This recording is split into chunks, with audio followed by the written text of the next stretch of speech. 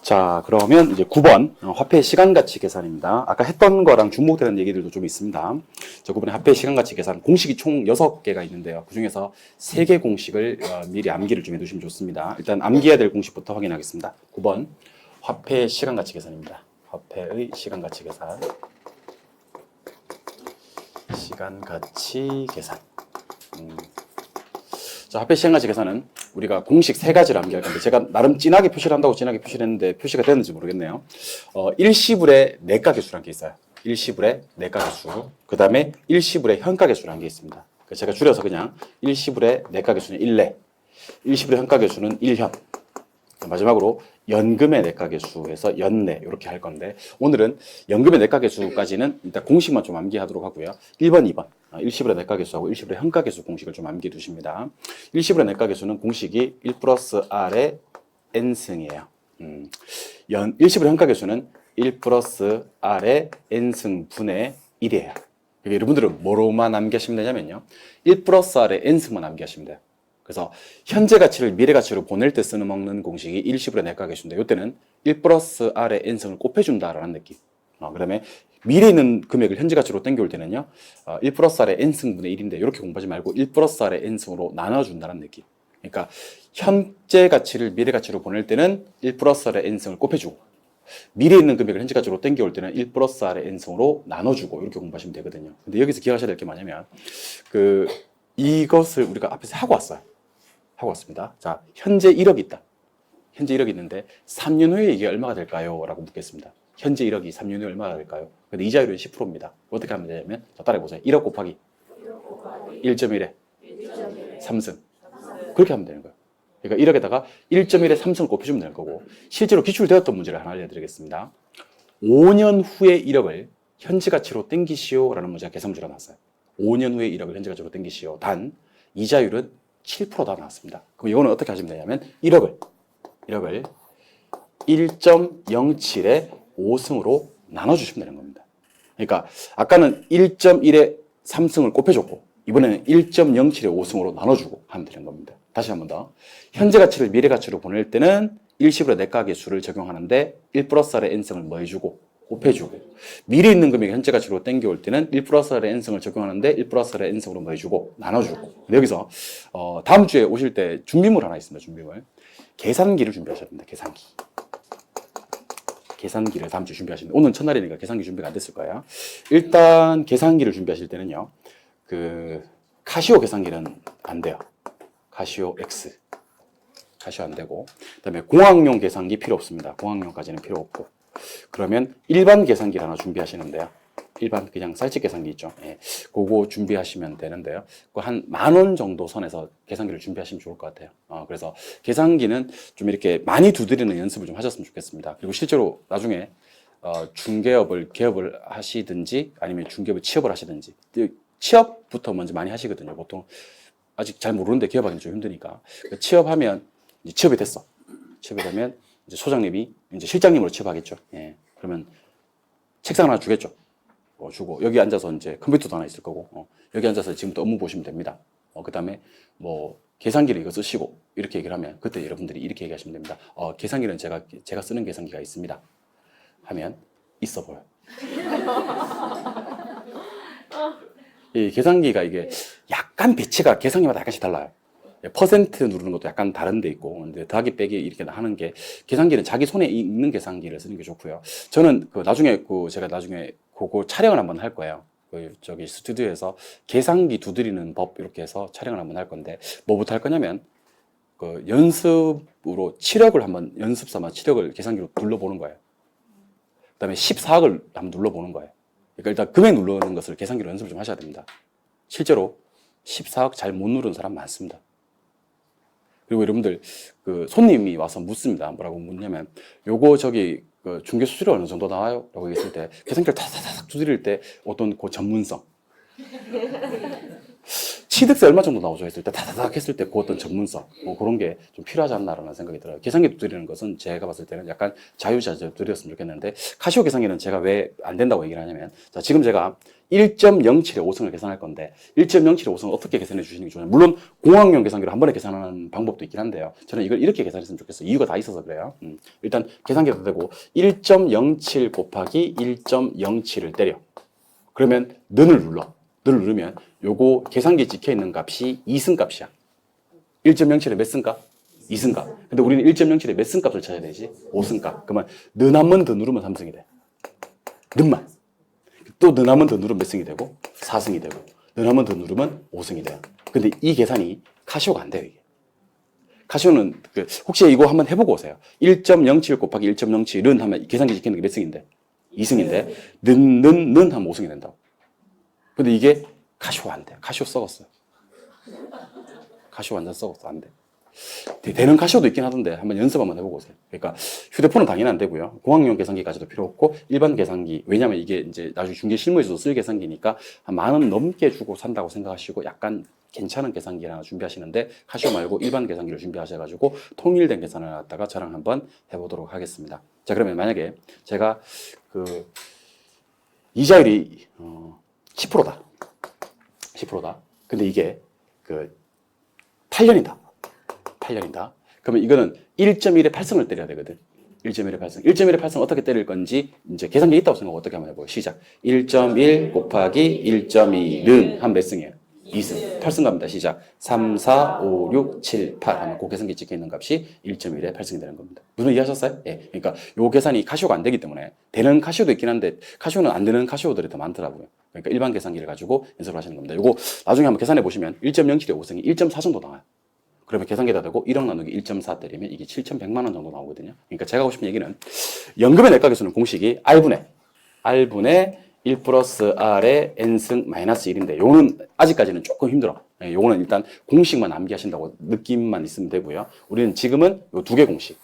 일시불의 내각계수 공식은 현재 가치를 미래 가치로 보낼 때 쓰고 일시불의 현재 가치는 미래 가치를 현재 가치로 땡겨올 때 쓰는데 머릿속에 계산되어야 될 공식은 1 플러스 R의 N승인데 1 플러스 R의 N승을 곱하면 일시불의 내각계수가 되고 1 플러스 R의 N승으로 나눠주면 일시불의 현가계수가 된다고 기억해 주시면 좋겠습니다. 그리고 제가 약속 드릴 건데요. 계산기 두드리는 연습부터 제가 해드릴 거예요. 계산기 두드리는 연습부터 해드릴 거니까 저는 그 공인중개사 특히 저 중개업자가 되실 분들은 개공하실 분들은요 기업 공인중개사 되실 분들은 계산기와는 좀 친했으면 좋겠어요. 계산기는 좀 친해서 옆에 뭐 얘기하면 계산 바로 딱 때려서 계산기로 보여줄 수 있는 그런 사람이 되었으면 좋겠습니다. 실제로 진짜 7억 못 누르는 사람, 잘 못 누르는 사람이 많아요. 14억을 잘 못 누르는 사람이 많습니다. 한번 생각해 보세요. 내 전 재산을 중개하는 사실 중개업이란 건 어떻게 보면 타인의 평생 모았던 재산을 갖다 중개하는 사람인데 숫자를 잘 못 눌러요. 그 사람하고 중개하고 싶겠습니까? 자격증이 있다 하더라도. 이거는 여러분들이 떠나서 뭐 시험에 나오고 안 나오고를 떠나서 충분히 한번 연습을 해주셨으면 좋겠습니다. 알겠어요? 다시 한번 해봅시다. 일시불의 내각계수, 일시불의 현가계수, 연금의 내각계수는 세 가지 공식을 암기해야 되는데 연금의 내각계수 공식 R분의 1 플러스 R의 N승 마이너스 1은 차치하고 다음에 하도록 하고요. 일시불의 내각계수 구하는 공식은 1 플러스 R의 N승을 뭐 해주고 곱해주고 일시불의 현가계수는 1 플러스 R의 N승으로 나눠준다. 그럼 일단 곱해주든 나눠주든 우리는 1 플러스 R의 N승을 해야 될 거 아닙니까? 그죠? 자, 8%인데 듣고 있나요? 8%인데 10승 할까요? 10승. 어떻게 한다? 시작. 1.08 곱하기 1.08는 하면 계산기에 찍혀있는 숫자가 2승이야. 그러면 10승 어떻게 간다? 시작. 3, 4, 5, 6, 7, 8, 9, 10 이렇게 해서 10승을 만들어주면 됩니다. 무슨 이해하셨어요? 예. 그러니까 요거 계산을 갖다가 다음 주에 하려고 그러면 계산기가 필요합니다. 그래서 다음 주에 요 프린트 한번 더 가져오시고 그 다음에 계산기 한번 준비해서 오시고 그렇게 해주시면 좋을 것 같습니다. 근데 이게 참 신기한 게 준비물 가져오라 그러면요. 준비물 안 가져오는 사람이 생각보다 많아요. 다음 주에 가져오세요 그러면. 근데 그분들 가만히 보면요. 학창시절에도 잘 안 가져다녔어요. 꼭 그래. 학창시절에 지각하던 사람 학원에 또 지각해. 학창시절에 준비물 안 챙겨 다니는 사람들 여기 좀 잘 안 챙겨 다녀. 학창시절에 수업 시간에 잘 주무시는 분들 꼭 잔다. 꼭 잔다. 그러니까 이제 한번 바꿔보세요. 패턴을 갖다 좀 바꿔보셔가지고 좀 이렇게 하라 그러면 좀 마음의 준비를 하셔가지고 그런 건 좀 준비해 주시기를 간절히 바랍니다. 알겠죠? 그래서 우리 같이 합심해서 열심히 한번 해봅시다. 네, 그렇게 한번 하도록 하고 10번에 보시니까 수익률이라고 되어 있습니까? 자, 수익률은요. 동그라미 1번에 기대 수익률 보이세요? 그리고 동그라미 3번에 지분 수익률 보이세요? 나머지 공식도 계속 암기는 하셔야 돼. 그러니까 2번에 있는 포트폴리오 기대 수익률과 4번에 있는 요구 수익률과 5번에 있는 투자 가치 공식도 암기는 하셔야 되는데 지금은 제가 1번하고 3번을 해드릴 건데요. 일단 1번에 보니까 기대 수익률 구하는 공식은 투자익분의 순수익이라고 되어 있습니까? 그거 말고 그 옆에 보니까 자 확률 곱하기 기대값 플러스 확률 곱하기 기대값 있습니까? 예, 그럼 따라 한번 해보세요. 확률과 기대값을 곱해서 더한다. 자, 다시 기대 수익률 앞으로 제가 말로 한번 풀어달라는 얘기예요. 그러니까 이 관념 속에만 있지 말고, 앞으로 제가 기대 수익률 어떻게 구해요라고 물으면 여러분들은 저한테 확률과 기대값을 곱해서 더한다 하시면 되고, 혹시 이것도 귀찮아 그러면 여러분들은 곱해서 더한다라고만이라도 얘기해 주셔야 됩니다. 그러니까 기대 수익률 구하는 공식은 정상적으로 얘기하면 확률과 기대값을 곱해서 더한다 하시면 되는데 그것도 힘들어. 그럼 그냥 뭐해서만 한다? 곱해서 더한다, 곱해서 더한다. 이렇게라도 좀 해달라는 얘기입니다. 아시겠습니까? 자, 그럼 7번 보시죠. 이게 기대 수익률 그러기도 하고 예상 수익률 그러기도 하는데 7번 한번 바라봐 주세요. 자, 잡으세요. 기대 수익률이라는 것은 앞으로 벌어질 상황을 예측하는 게 기대 수익률입니다. 그래서 시험에 나올 때는 예상 수익률이라고도 합니다. 자, 그러다 그 앞에 걸 앞으로 벌어질 상황을 기대하기 때문에 기대값의 종류는 통상 시험에 몇 개 나오냐면 3개 나옵니다. 3개. 자, 보세요. 경제 환경이 비관적일 수 있다 합니다. 비관적인 건 좋은 거야, 안 좋은 거야? 안 좋은 거지. 예. 그다음에 경제 환경이 정상적일 수 있다 이렇게 나옵니다. 그 경제 환경이 낙관적일 수 있다. 보통 시험에는 비관적이다, 정상적이다, 낙관적이다. 그러니까 앞으로 경제 환경이 비관적일 수도 있고 정상적일 수도 있고 낙관적일 수도 있다라는 생각을 하시는 겁니다. 그런데 비관적일 확률이 20%다. 정상적인 확률이 40%다. 낙관적인 확률도 40%다. 이렇게 보는 겁니다. 자, 그럼 집 한번 보세요. 이제 수익률이라고 할 건데 이 수익률이 아까 제가 말씀드렸던 기대값이에요. 기대값인데 비관적일 때는 수익률이 별로 안 좋아. 4%. 낙관적일 때는 수익률이 이보다는 좋아야 되지. 8%. 마지막 낙관적일 때는 수익률이 제일 좋아야 돼. 10%. 그래서 여러분들 문제 구성을 좀 보세요. 확률은 3개를 더해서 몇 프로 나와야 되냐면 100% 나와야 돼요. 아시겠어요? 그러니까 확률이 나올 때, 시험에 나올 때, 자, 보세요. 비관적인 확률이 50%고, 정상적인 확률이 40%고, 낙관적인 확률이 60% 이렇게 나올 수가 없다는 거예요. 무슨 이해하셨어요? 확률은 3개를 더해서 몇 프로 나와야 되니까? 100%. 그 다음에 상식적으로, 비관적일 때 수익률이 제일 낮고, 정상적일 때 수익률이 그보다는 높고, 낙관적일 때 수익률이 가장 높아야 됩니다. 아시겠어요? 근데 이걸 갖다가 뭐해서 뭐냐면, 곱해서 더 하면 돼요. 이건 연습을 좀 하셔야 되는데, 20%에다가 4% 곱하면 0.8이 나와. 얼마 나온다고? 0.8. 이게 0.8% 나와. 나중에 계산기로 계산해 볼 거예요. 그 다음에 요거 계산하면 나중에 연습하다 보면 나중에 암산이 됩니다. 요거는 4,8에 3.2% 나와. 3.2%. 요거는 10%니까 그냥 4% 나와. 맞아요? 그럼 방금 우리 뭐 했어요, 지금? 곱했어. 이걸 더 할 거야. 다음에 이거 얼마 나오냐면 8%가 정답이 됩니다. 다 더하면 8%. 아시겠어요? 이렇게 나오면 난이도 하. 이렇게 나오면 난이도 하. 그러니까 기대 수익률 구하세요 해서 뭐해서 하기만 하면 곱해서 더하기만 하면 난이도 하. 근데 이번 30회 시험에 이게 30회 기출 문제거든요. 기출 문제인데 이번 30회 기출 문제 소개해 드리겠습니다. 문제 똑같은데 이렇게 났습니다. 잘 봐요. 보고 있나? 보고 있어요? 다음 가로 안에 들어갈 말을 구하시오. 이렇게 났어요. 가로 안에 들어갈 말을. 그러고 나서 기대 수익률을 줬어요. 몇 프로라고? 8%라고 줬어. 자, 그럼 보세요. 이걸 곱해서 뭐한 값이 더한 값이 몇 프로 나와야 되는데 8% 나와야 되는데 이제 역추적하는 거야. 얘가 얼마고? 0.8이고 얘가 4면 여기 얼마 나와야 돼? 3.2가 나와야 돼. 이 생각 하셔야 돼 먼저. 그래야지 몇 프로 나오니까? 8% 나오니까. 그러면 뭐 하면 3.2% 나오냐고요. 몇 프로 하면? 8% 하면 3.2% 나온다는 것이. 답 8%가 정답이었습니다. 이렇게 하면 난이도 중. 상은 아니야 이건. 그러니까 여러분들 머릿속에 일단 응용은 나중에 합시다. 응용은 나중에 하도록 하고요. 일단 기대 수익률 구하는 공식, 예상 수익률 구하는 공식이 머릿속에 없어서는 안 되는 거예요. 그러니까 여러분들은 구조를 좀 기억하세요. 기대 수익률은 앞으로 벌어질 상황을 예측하는 거니까 첫 번째 뭐가 나와주고 확률이 나와주고 그다음에 각각 비관적일 때, 정상적일 때, 낙관적일 때 기대값이 나옵니다. 그걸 수익률이라고 표현하기도 합니다. 그러면 확률과 기대값을 뭐해서 곱해서 뭐하는 과정에서 더하는 과정에서 기대 수익률을 구할 수가 있다는 겁니다. 그래서 제가 아마 뒤에 가면 잘 안 될 거야. 그래서 내가 시간이 좀 지나서 다음 주에 만나서 여러분들 기대 수익률 어떻게 구해요? 그러면 가장 좋은 말은 이제 확률과 기대값을 곱해서 더합니다라고 얘기해 주면 참 좋은데 그렇게 대답하는 사람이 없어요. 그럼 적어도 뭐해서 뭐 한다는 것이라도 곱해서 더하는 것입니다. 라는 것만이라도 좀 기억해 주셨으면 좋겠다는 겁니다. 기대충이는 곱해서 더해서 구합니다. 뭐와 무엇을 곱해서 더해서 구해요? 확률과 기대값을 곱해서 더해서 구합니다. 요거 됐나요? 네. 밑에 보니까 지분수익률이라는 게 있는데, 자, 자기 자본을 지분이라 그래요. 자기 자본을 지분이라 그래요. 칠번 한번 봐주세요. 자기 자본을 지분이라고 하는데, 시험에서는 지분수익률이라고 하는데, 우리 교재는 지금 어떻게 되어 있냐면, 지분수익률 구하는 공식이 지분 투자액분의 순수익, 순영업소득 마이너스 이자 지급액이라고 되어 있는데, 저한테 결혼 배우신 분들은 이렇게 공부하셨으면 좋겠습니다. 자, 따라해보세요. 내 돈. 따라해봐. 내 돈. 수익. 이자. 자, 우리 시계 방향은 이렇게 돌아가는 게 시계 방향입니다. 자, 시계 방향으로 세 개를 따라 할 건데, 자, 검지권에. 검지권에서 자, 따라합니다. 내 돈. 수익. 이자.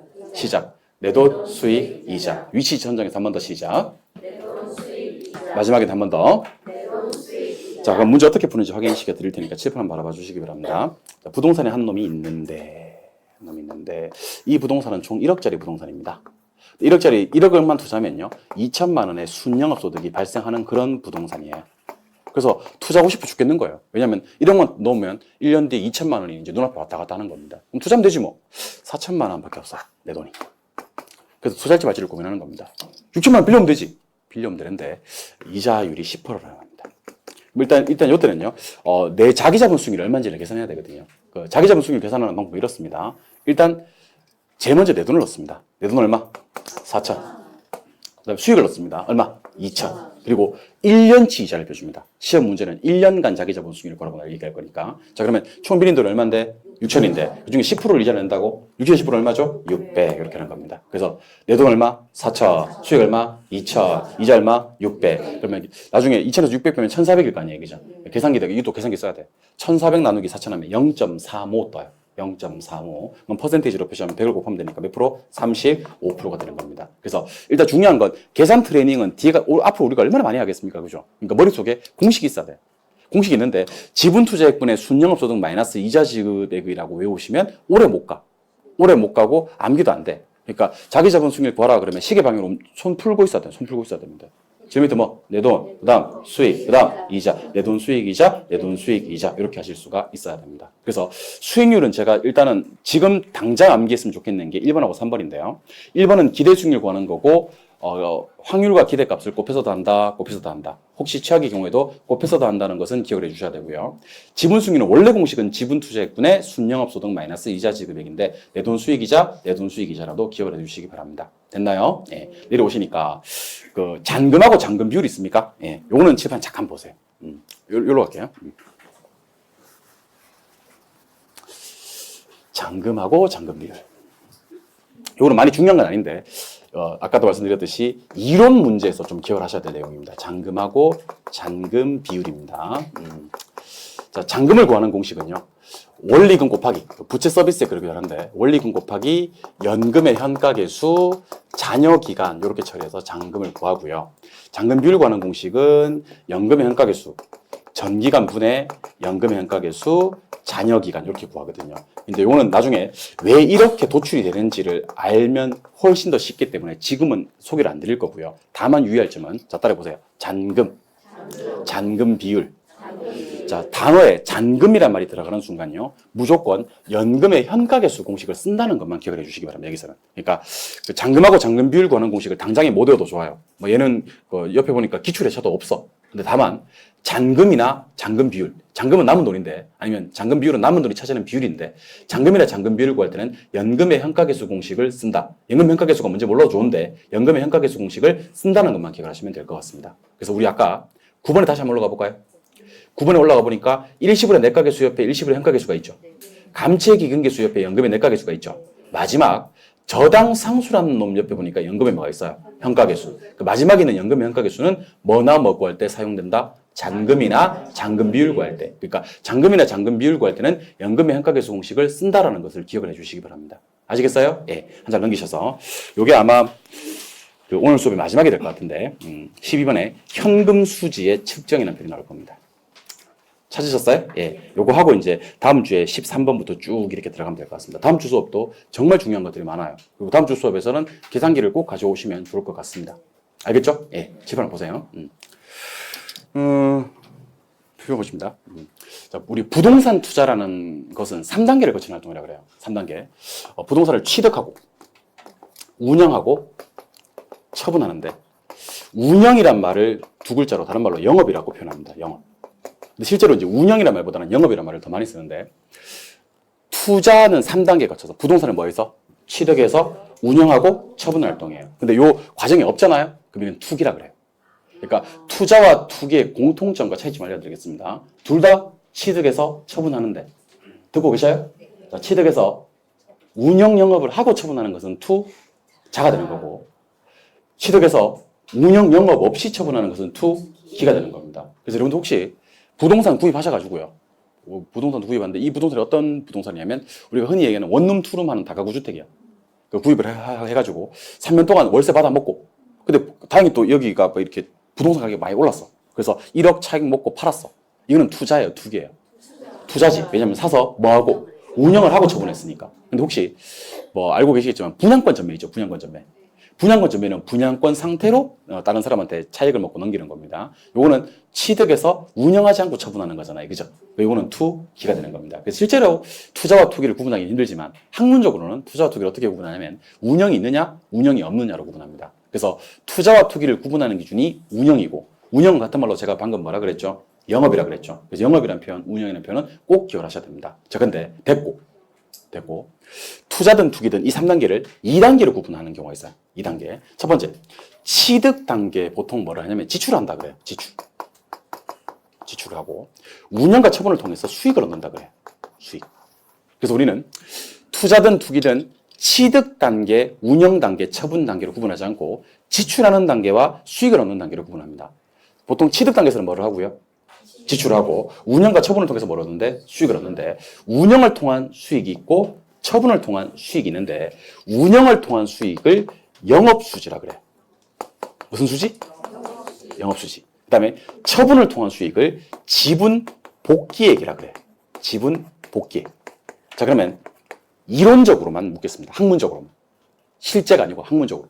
이론적으로는 여러분들 느낌에 영업수지가 중요할 것 같아요? 지분복귀액이 중요할 것 같아요? 사람 감이 그렇게 없어서요. 자, 영업수지가 훨씬 중요합니다. 영업수지가. 왜냐면 제가 계속 강조하고 있는 게 지금 투자와 투기를 구분하는 기준은 처분이래요, 운영이래요. 그렇지. 운영이 중요하다 그랬잖아. 그러니까 운영이 있으면 투자가 되는 거고 운영이 없으면 투기가 되는 거니까. 그 시험은 압도적으로, 그러니까 영업수지와 지분복귀액 두 개를 비교하면요. 압도적으로 영업수지 비중이 높아요. 혹시 둘 중에 쌤 나는 너 이거 두 개 너무 헷갈려. 하나만 암기할래. 그러면 요거 암기해서 들어가시면 돼요. 최근에는 물론 지분복귀액 묻는 문제도 많이 나오고 있는데 영업수지가 상당히 중요하다는 생각을 기본적으로 하고 계셔야 됩니다. 알겠습니까? 알겠습니까? 자, 그럼 지금부터 영업수지를 한번 계산해 볼 건데 영업수지 계산은요. 안타깝게도 다 외우셔야 됩니다. 그래서 지금 여러분들 12번에 보니까 제일 왼쪽에 영업수지 보이세요? 오른쪽에 지분복귀액 보이세요? 그 옆에 영업소득세 보이세요? 앞에 있는 영업수지 있죠? 가능조소득, 공실불량부채, 기타소득, 유효조소득, 영업경비, 순영업소득, 부채서비스세, 세전행금수지, 영업소득세, 세후연금수지 보이십니까? 요 계산과정을 다 외우셔야 됩니다. 요 계산과정은 근데 제가 오늘까지 다 외웠으면 좋겠습니다. 오늘까지. 오늘까지 다. 오늘 아니. 지금 당장 요거 다 외우시기 바랍니다. 다 외워서 집으로 갑시다. 알겠죠? 못 외우면 집에 못 가. 문 잠가. 쇠사슬로 챙챙 감아. 오늘 영업수지는 다 외우고 갑니다. 자신 있습니다, 나는. 집 한번 보세요. 집 한번 보고 잠깐 우리 요 얘기 좀 하고 갈게요. 요거 하기 위해서 좀 필요한 단어가 몇 개 있어서 그래요. 자, 은행 가서 돈을 빌렸어요. 얼마 빌리냐면 1억을 빌렸어요. 1억을. 빌려가지고 이제 돈을 갚기로 했는데 몇 년 동안 갚기로 했냐면 20년 동안 갚기로 했어요. 하나, 둘, 셋, 넷, 다섯, 여섯, 일곱, 여덟, 아홉, 열. 열하나, 열둘, 열세, 열네, 열다, 열여, 열일곱, 열여덟, 열아홉, 스물. 오케이. 자, 그러면 우리가 돈을 갚는 방법 중에 유명한 방법이 두 가지 방법이 있습니다. 자, 따라해보세요. 원금균등. 원리금균등. 시험에서 아무 말이 없으면 원리금균등 상환 방법을 가정합니다. 원리금균등. 자, 그러면 내가 돈을 갚을 때는 이자만 갚아요? 원금이자 통상 다 갚아요? 원금이자 통상 다 갚는데 그 전체 금액이 균등한 거, 원금이자 합친 금액이 균등한 걸 원리금균등이라고 하는데 그때 쓰이는 공식이 바로 저당상수라는 공식이에요. 뭐라고요? 그럼 저당상수는, 자, 잘 들어요. 저당상수는 원금 구할 때 써먹는다, 이자 구할 때 써먹는다, 원리금 구할 때 써먹는다. 원리금 구할 때. 근데 지금 현재 저당상수가 8%예요. 몇 프로? 자, 그럼 대답하세요. 1억 곱하기 8% 하면 얼마 나오지? 800 나오지. 힘들다. 1억 곱하기 80% 하면 8,000 나오고요. 1억 곱하기 8%는 800 나옵니다. 예. 자, 그러면 방금 제가 소개해드렸던 1억을 우리는 부채라 그래요. 뭐라고요? 그리고 8%를 갖다가 저당상수라 그래. 뭐라고 한다고요? 그러면 800이 나오는데 이걸 갖다가 우리는 부채 서비스액이라고 합니다. 뭐라고요? 자, 그럼 질문 드려요. 부채 보이세요? 네. 부채 서비스액 보이세요? 네. 자, 여러분들 부채와 부채 서비스액은 같은 말이에요? 다른 말이에요? 이게 완전히 다른 말이에요. 부채하고 부채 서비스액은요, 그냥 다른 말이 아니라 완전히 다른 말이에요. 자, 부채는 은행에서 차입한 돈입니다. 맞아요? 네. 부채 서비스액은 은행에다가 상환해 나가는 돈입니다. 맞아요? 부채는 큰 원이에요. 부채 서비스액은 작은 원이고요. 그러니까 여러분들 빌리는 거랑 갚는 거는 같은 말이에요, 다른 말이에요? 완전히 다른 말이지. 근데 우리 수험생들이요, 부채하고 부채 서비스액을 구분하지 못한 채로 시험장에 들어가는 사람들이 많습니다. 부채가 뭐예요? 그러면 빌리는 거 아닌가? 그래요. 맞아. 부채는 빌리는 거 맞아.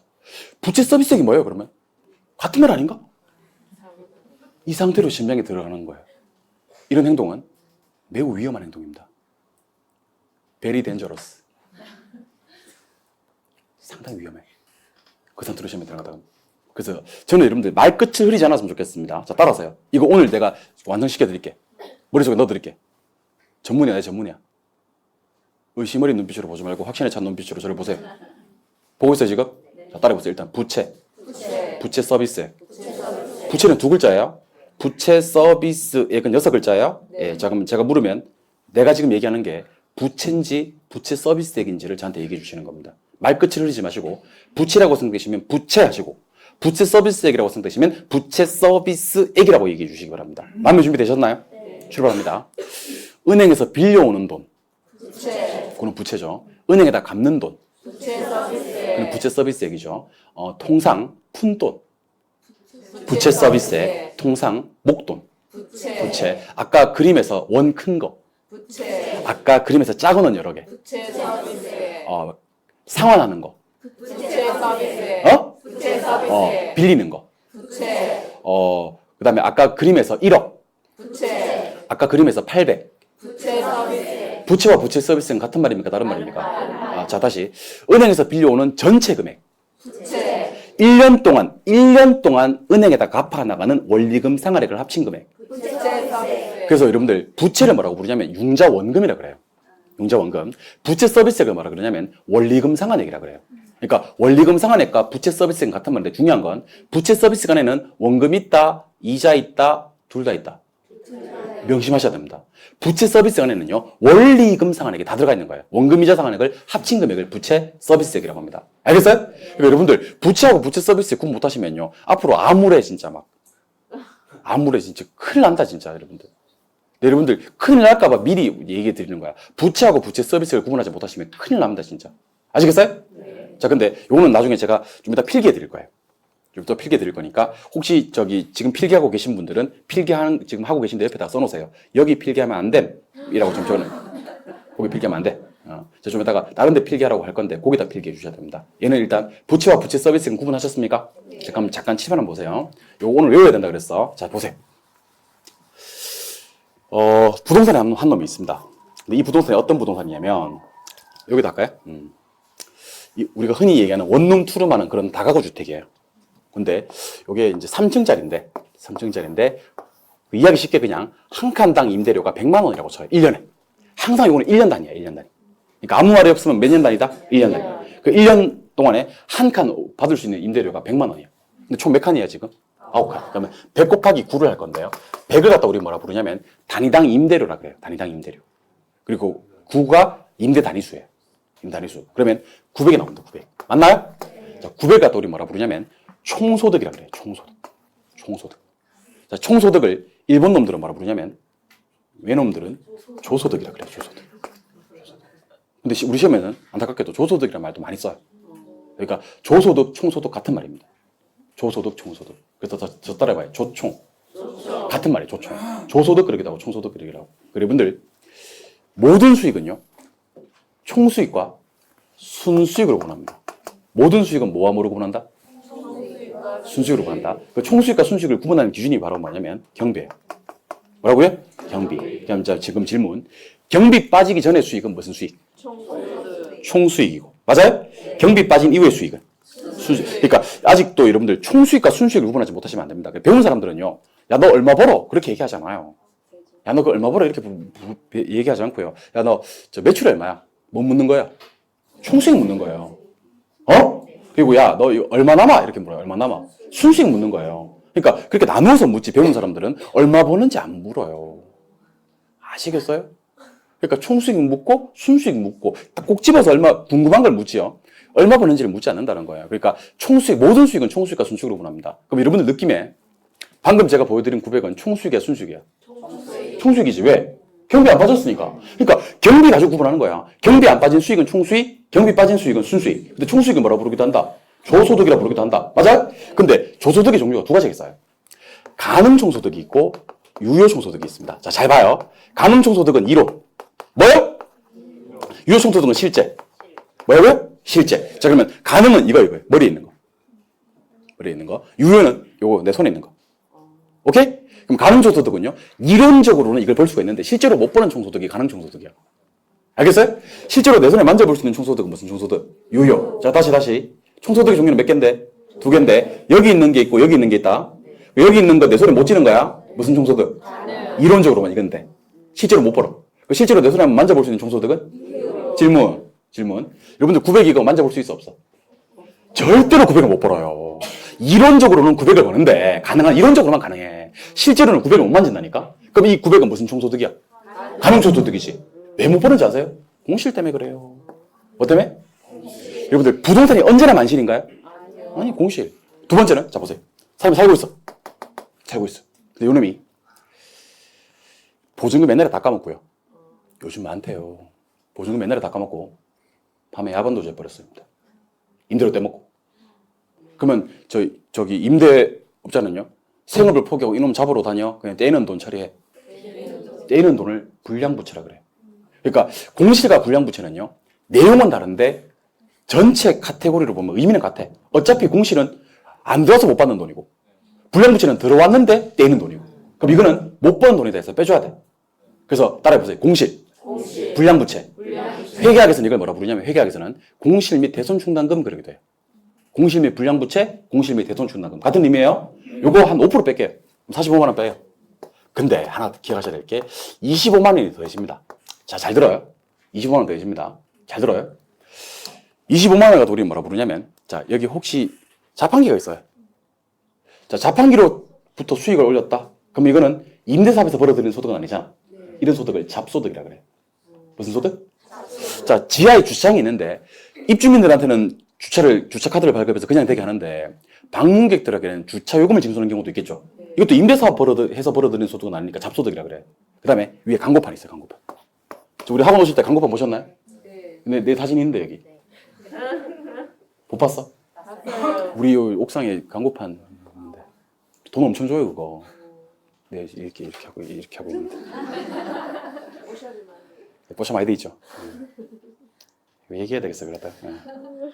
보셔 많이 돼 있죠. 실물과 많이 다르죠. 말할 수 없어요? 아무튼 광고판 수익 이런 거 갖다 우리는 기타소득이라 그래요. 기타소득. 그러니까 잡소득 그러기는 좀 그러니까 이걸 기타소득이라 그래요. 그럼 기타소득은 벌어들이는 거니까 더 하는 거예요. 그러면 880이 나오는데 잠깐 봐요. 880은 내 손에 한번 만져볼 수 있는 총소득이에요. 그래서 이걸 갖다 유효총소득이라 그래요. 자, 다시 요거 가능총소득인 거 알겠어요? 공실 불량부채 빼야 되겠다는 거 아시겠어요? 기타소득은 더 해야 되겠지? 그럼 내 손에 실제로 만져볼 수 있는 유효총소득이 나와요. 근데 아직까지도요 총소득이에요. 왜냐하면 공실과 불량부채를 뺐지 경비를 뺀 게 아니잖아요.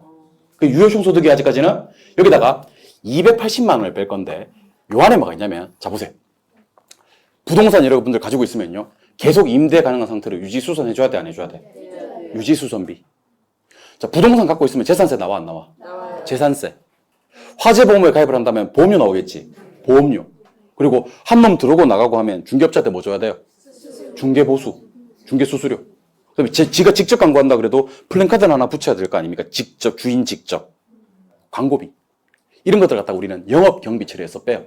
빼면 드디어 순수익이 나와요. 근데 이 순수익을 뭐라 부르냐면 영업에서 벌어들이는 수익이기 때문에 순영업소득이라 그래요. 뭐라고요? 자, 그럼 여기까지는 무슨 소득? 총소득, 가능유효 총소득. 경비 빠지고 나니까 순영업소득이 나옵니다. 아시겠어요? 여기서 잠깐. 자, 이 부동산 투자하기 위해서요. 자기 돈만으로 투자했을까요? 통상 빌려옵니까?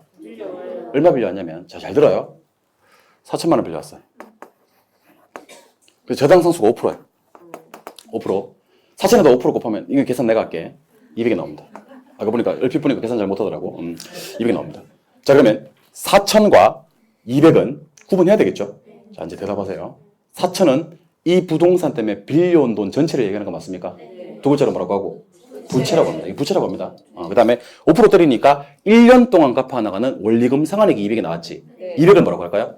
부채 서비스액이라 그래요. 그럼 잘 들어요, 지금부터. 자, 지금 저는 뭐를 계산하고 싶냐면요. 1년 동안 요 부동산 운영해서 내 손에 얼마 지는지 구하고 싶어. 몇 년치? 1년치. 1년치 구하고 싶어. 그러면 여기다가 이 부동산 때문에 빌려온 돈을 모조리 다 빼버리면 돼, 안 돼? 안 돼. 그래서 여기서 부채를 빼면 안 된다는 얘기야. 아시겠어요? 부채 서비스액을 빼야 돼. 그리고 여기다가 제가 200을 빼야 돼요? 4천을 빼야 돼요? 4천을 빼볼게, 내가. 4천을 빼면 마이너스 3,400. 무조건 적자야. 부채를 빼면 안 된다니까? 부채 서비스를 빼야 된다니까? 어? 그래서 제가 아까 부채와 부채 서비스를 구분했던 거예요. 여기서 여러분들 어떤 사람들이 많냐면 순영업소득에서 못 빼요. 그러니까 부채 뺀다는 사람들이 있어. 많아. 순영업소득에서 못 빼요. 그러면 부채 빼. 그래서 제가 예? 그러면 부채 뭐 그래요. 말끝을 흐리지 마시고 왜 말을 못해? 왜 부채 서비스액이라고 왜 말을 못해? 순영업소득에서 뭘 뺀다고요? 부채 서비스. 부채를 빼면 절대 안 나옵니다. 부채 서비스를 뺍니다. 그러면 자, 봐 이제 다 갑니다. 400이 나와. 400. 여기서 50을 뺄 거예요. 그럼 350이 되고 350 구했으면 됐어. 다 구했어 이제. 잘 봐요. 400이 뭔지 아세요? BT라 그래. BT? 예. 350이 뭐냐면 AT라 그래. 뭔 T? 그러면 50이 뭐냐면 T라 그래. T. 자, 그럼 T가 뭔지 알려드립니다. T는 텍스입니다. 뭐라고? 텍스. 오케이? 그러면 텍스를 기준으로 자 보세요. BT는 before tax예요. before tax 세 전. AT는 after tax 세 후가 됩니다. 근데 여러분들 여기서 중요한 거 하나 있어요. 이거 모르는 사람 많아 이거. 여러분들 세전과 세후를 구분하는 텍스는 그 세금은 반드시 소득세입니다. 무슨 세? 소득세. 그러니까 재산세로 세전과 세후를 구분하지 않는다니까. 취득세로 세전과 세후를 구분하지 않는다니까. 종부세로 세전과 세후를 구분하지 않는다니까. 여러분들 BT와 IT를 구분하는 유일한 세금은 소득세입니다. 다만 소득세를 법인이 내면 무슨 세라 그래? 법인세라 그래. 그래서 사실은 옛날에는 법인세를 뭐라 그랬는지 아세요? 법인소득세라 그랬어요. 그러니까 개인이 소득세를 내면 그냥 무슨 세? 소득세고 법인이 소득세를 내면 법인세 그래요. 법인세도 넓은 의미에서는 무슨 세니까? 소득세니까 됐고 그냥 소득세 합시다. 자, 그러면 이게 뭐 할 때인지에 따라서 소득세 기준만 얘기해 주면 돼. 자, 그럼 저 보세요. BT와 ET를 세전과 세후를 구분하는 유일한 세금은 뭔데? 소득세인데. 자, 저 보세요. 내가 지금 근로하고 있어요. 그때는 무슨 소득세를 빼고? 근로소득세. 이해하셨어요? 그 다음에 내가 지금 이자 받는 상황이야. 그럼 무슨 소득세? 이자 소득세. 배당 받고 싶어. 배당 소득세. 영업하고 있어. 여러분 입으로 얘기하고 있잖아. 지금 영업 소득세. 그 다음에 처분할 때. 양도소득세. 처분소득세. 장차 중개업자가 되시겠다는 분들이 처분할 때 내는 소득세를 처분소득세라고 하는 거예요. 깜짝 놀랐어. 이런 일들이 밖으로 안 새나갔으면 좋겠다고. 우리끼리 그냥 하고 끝냈으면 좋겠다고. 알겠죠? 그러니까 여기 집에 가서 얘기하지 말고 우리 오늘 저 수업 듣는데 처분할 때 내는 소득세를 처분소득세 했다. 막 이렇게 하지 말고. 나는 여러분들이 어떤 얘기를 해도 여러분들을 지지합니다. 여러분들. 포기하지 않을게요. 다시 처분할 때 내는 소득세? 그러니까 T와 BT를 구분하는 유일한 세금은 소득세인데 여기는 지금 우리 영업할 때 지금 아까 운영할 때 얘기하셨잖아. 영업소득세를 빼줘요. 그러면 세후임금수지가 나오고 세후가 나오고 나면 더 이상 뺄 거는 없어요. 결국 우리는 뭐를 향해 달려가는 과정이냐면 세후를 향해 달려가는 과정이에요. 그러니까 이걸 다 이해했으면 좋겠는데 잠깐 칠판. 잠깐 칠판. 지금 우리 부동산을 영업하고 싶어요. 영업. 운영을 얘기하는 건데요. 영업하고 싶은데 100만 원이 단위당 임대료예요. 단위당 임대료. 곱하기 임대 단위수예요. 임대 단위수. 임대 단위수.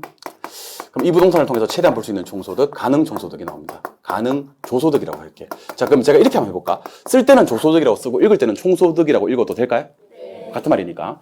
요거 못 번다 그랬죠? 이 왜 못 벌어요? 공실하고 불량부채 때문에 못 벌잖아요. 그쵸?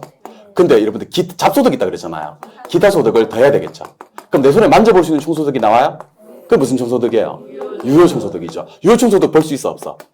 이건 벌 수 있어요. 또 없기는 뭐가 없어. 이건 못 벌었어. 그렇지. 이건 벌 수 있어. 근데 요거는요. 아직 경비가 안 빠졌어. 그래서 영업할 때 경비니까 무슨 경비? 영업경비. 뭐 운영경비라고 하기도 해요. 영업경비를 빼면 드디어 순수익이 나오겠어 이제? 이거 갖다가 순영업소득. 영업이라는 말을 진짜 많이 쓰잖아 봐. 순영업소득입니다. 맞아요? 그리고 여러분들 빌린 돈을 빼줘야 되죠? 아니에요. 빌린 돈을 빼면 큰일 납니다. 빌린 돈은 부채고요. 1년 동안 갚는 돈을 빼는 거예요. 뭐? 왜 말을 못하냐고, 왜 부채 서비스액 6글자를 말을 못하냐. 부채 서비스액을 빼면요. 세전현금 수지가 나와요. 근데 잘 봐요. 세전현금 수지라고 하기도 하고, 세전현금 흐름이라고 하기도 하는데, 왜 여기서부터는 수지라고 하냐면요. 수지가 무엇의 줄임말인지 아세요? 수입, 지출. 들어올 수도 있고, 자, 우리 빚 못 갚는 사람도 있어, 없어? 있어요. 여기서부터는요. 플러스가 될 수도 있고, 마이너스가 될 수도 있어서 세전현금 흐름, 수지, 들락날락 할 수 있는 돈이라 수지란 말을 써요. 흐름이라고 하기도 하고. 영어로 표현하면 플로우라고 합니다. 플로우. 수지. 여기서 뭘 뺀다? 영업, 소득세. 소득세는 소득세인데 무슨 소득세? 영업소득세. 그럼 마지막 세후현금 수지가 나오는 겁니다. 세후현금 수지 나오면 됐어 이제. 마음대로 쓰셔도 돼. 아시겠어요? 그래서 여러분들 앞으로 혹시 누가 얼마 번다라는 얘기를 들었을 때는요, 4개로 딱 구분해서 물었으면 좋겠습니다. 이게 총소득인지, 총소득인지, 순소득인지, 빚인지, AT인지. 그래서 수익의 종류는 저 따라 그래서 순, 세전, 세후. 한 번 더 시작, 4개. 순, 세전, 세후. 다만 조가 몇 개 조가 있다? 2개 조가 있어요. 이론적으로 가능한 가능조소득과 실제로 만져볼 수 있는 조인 유효조소득이 있는 겁니다. 이 계산 과정은 시험 출제 가능성 100%입니다. 안 나오는 경우 없습니다. 그래서 여러분들 나중에 되면 요거 굳이 이렇게 암기 안 해도 암기가 돼. 진짜요. 이거는 우리가 워낙 많이 해요. 워낙 많이 하기 때문에 무조건 암기가 되는데 목표는 내가 이걸 언제까지 암기하는 게 목표다? 지금 당장 암기하는 게 목표다. 그래서 여러분들 334로 끊어주겠습니다. 334로 끊어서 자, 저 따라봐요. 가공기, 유영순, 부세영세. 가공기, 유영순, 부세영세. 이번에 요거 보지 말고 요거만 보고 대답하세요. 요거. 쌤, 저 대가리 좀 치워봐 하면 안 돼요. 내 일부러 여기 서 있는 거예요 지금. 대가리 치우려 그러면 안 돼. 일부러 대가리 여기. 자, 이거. 자, 제가 도와드릴 테니까 가공기, 유영순, 부세영세를 풀로 대답해 주셔야 됩니다. 자, 출발합니다. 단위당 임대료 100만 원 곱하기 임대 단위수 9건을 곱할 거예요. 가공기 할 차례야. 그러면 이론적으로 볼 수 있는 900이 나옵니다. 900. 가능 조소득. 가능 조소득 하세요, 빨리. 가능 조소득. 45만 원은 못 벌기 때문에 뺄 거예요. 공실, 불량부채. 25는 더 하고. 기타 소득. 이제 가공기 끝났어. 유영순 할 차례야. 실제로 만져볼 수 있는 돈 880이 나와요. 유효조소득. 아직까지는 얘는 총소득이야. 그래서 280을 이것 처리할 거예요. 영업, 경비. 그럼 드디어 순수익 600이 나옵니다. 순영업소득. 유형순까지 오셨어요? 네. 그럼 이제 부세영세 할 차례야. 1년 동안에 갚아야 될 원리금 상환액 200을 뺄 거예요. 부채소득세. 그걸 빼니까 400, BT가 나오네, BT. 세전, 현금, 수지. 여기서 이제 50만 원을 이것 처리할 거예요. 영업소득세. 그냥 소득세 아니고 영업소득세. 그러면 마지막 350 AT가 나오네요. 세후, 현금, 수지. 이번에는 숫자만 얘기할 테니까 가공기, 유형순, 부세영세, 가공기, 유형순, 부세영세, 가공기, 유형순, 부세영세를 얘기해 주는 겁니다. 첫 번째 결정하세요. 100만 원 곱하기 9하니까 900 떴어. 가만 하세요, 가. 45 빼고. 0, 25도 하고. 가공기 하셨어? 880 나왔어. 280을 이거 처리할 거야. 600을. 부세영세 할 차례야. 200을 이거 처리할 거야. 그러면 400이 나오고.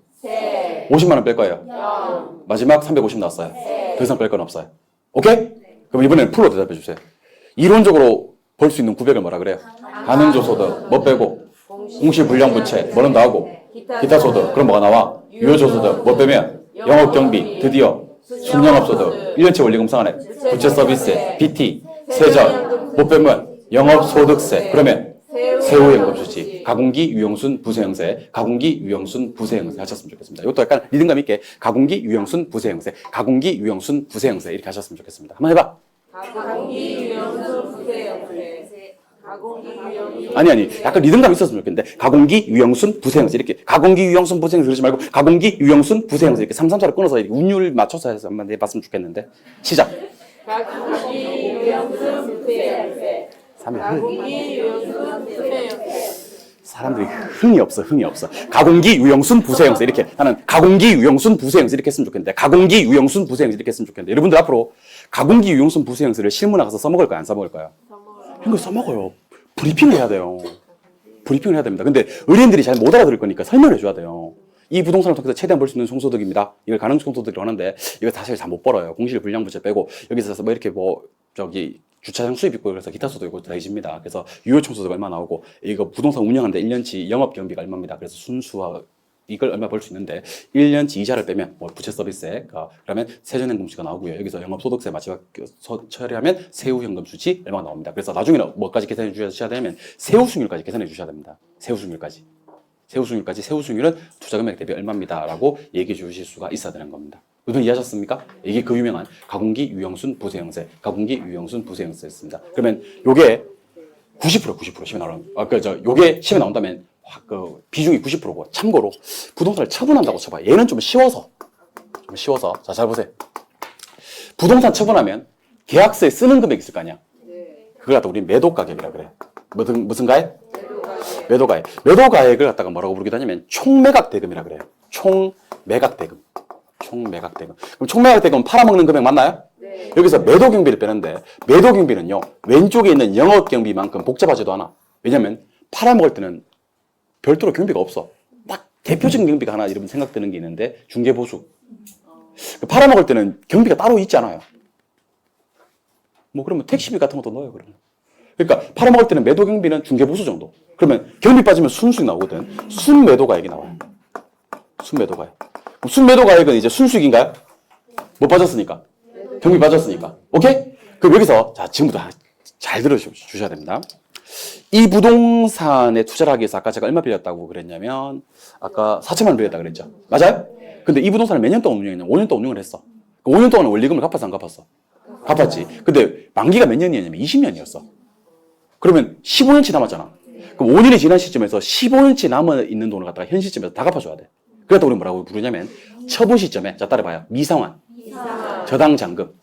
근데 사실은 우리 교재에는 기본서를 보면요. 미상환 저당장금이라고 돼 있어. 근데 저는 여러분들이 뭐만 하셔도 된다고 생각되냐면 미상환 저당장금이라고 해도 알았으면 좋겠긴 한데 잔금만 해도 돼. 왜 잔금만 해도 되냐면 미상환 된 게 잔금이야 사실은. 잔금은 미상환 된 거고. 우리 미상환 저당장금이라는 용어가 실제로 있어서 그런데 국어적으로는 미상환 저당장금은 옳은 표현은 아닙니다. 국어적으로는. 왜냐하면 우리 여러분들 국어적으로 역전압이란 말은 틀린 말이라 그래요. 역전압 하지 말고 역전이라고 해야지. 왜냐하면 전자가 앞전자니까 역전하면 되지. 역전압 할 필요 없잖아. 뭔지 모른다. 다시. 여러분들 초가집 할 필요가 없어. 초가집.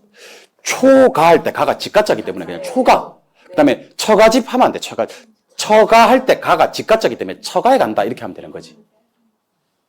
그럼 해라 그러면. 아무튼 제가 하고 싶은 얘기는 미상환 된 게 잔금이고 잔금이 미상환 된 거기 때문에 미상환 저당장금이라는 용어가 있긴 한데 잔금 뺀다. 자 그러면 BT 나옵니다. BT. 세전지분복기액이 나옵니다. 자 그럼 대답하세요. 세전지분복기액과 세후지분복기액을 구분하는 기준이 있을 건데요. 세전지분복기액과 세후지분복기액을 구분하는 기준이 있을 텐데 제가 아까 세전과 세후를 구분하는 유일한 세금은 무슨 세? 소득세. 근데 지금 뭐 할 때야? 처분할 때야. 그래서 무슨 소득세? 양도소득세 하시면 돼요. 무슨 소득세? 근데 양도소득세가 맞는데 이 양도소득세는 법률상 용어예요. 법률상 용어. 세법에서 쓰는 용어예요. 근데 워낙 고유명사가 돼버렸어 이제는. 근데 이걸 갖다가 학문적인 용어로 뭐라 부르냐면 자본이득세라 그래요. 자본이득세. 자 조심하셔야 됩니다. 시험에는 뭐로 나올 가능성이 많냐면 자본이득세로 나올 가능성이 많아. 근데 해석은 우리가 자본이득세가 소득세 맞다 안 맞다? 맞다 이거. 이게 무슨 소득세다? 양도소득세다. 그래서 우리 가공기 유형순 부세 형사가 훨씬 중요하긴 한데 여기서 따라해 보세요. 매매순미, 세자세. 요거는 이제 어떻게 암기할 거냐면 4.3으로 암기할 거예요. 4.3으로. 매매순미, 세자세. 매매순미, 세자세. 자, 시간 보세요. 시간 보세요. 아니요. 시간 보세요.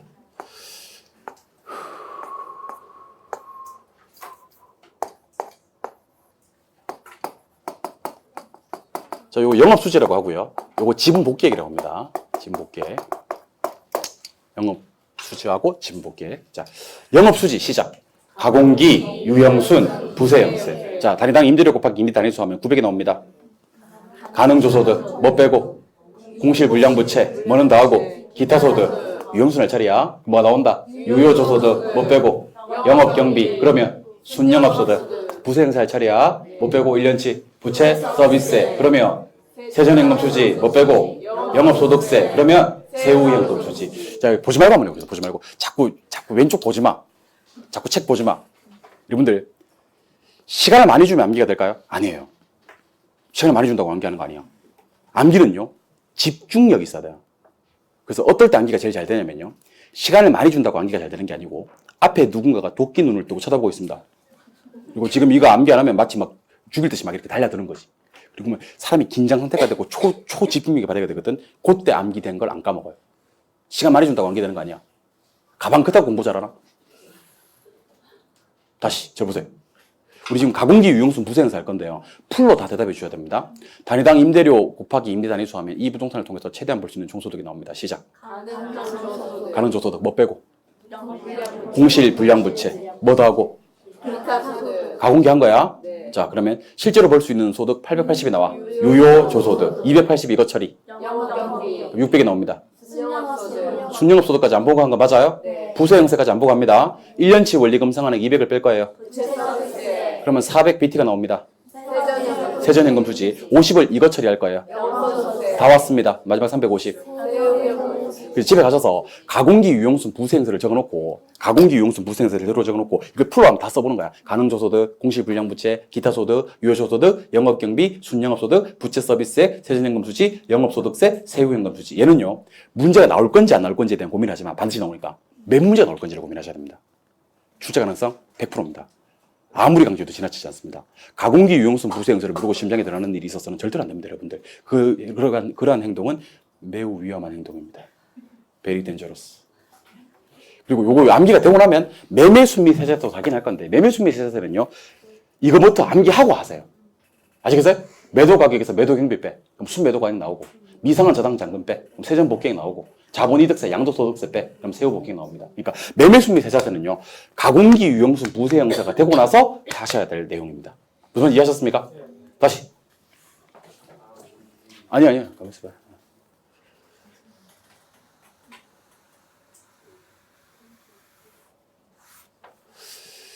풀로 대답해 주셔야 됩니다. 이제는 칠판 보고 해도 돼요. 보고 계십니까?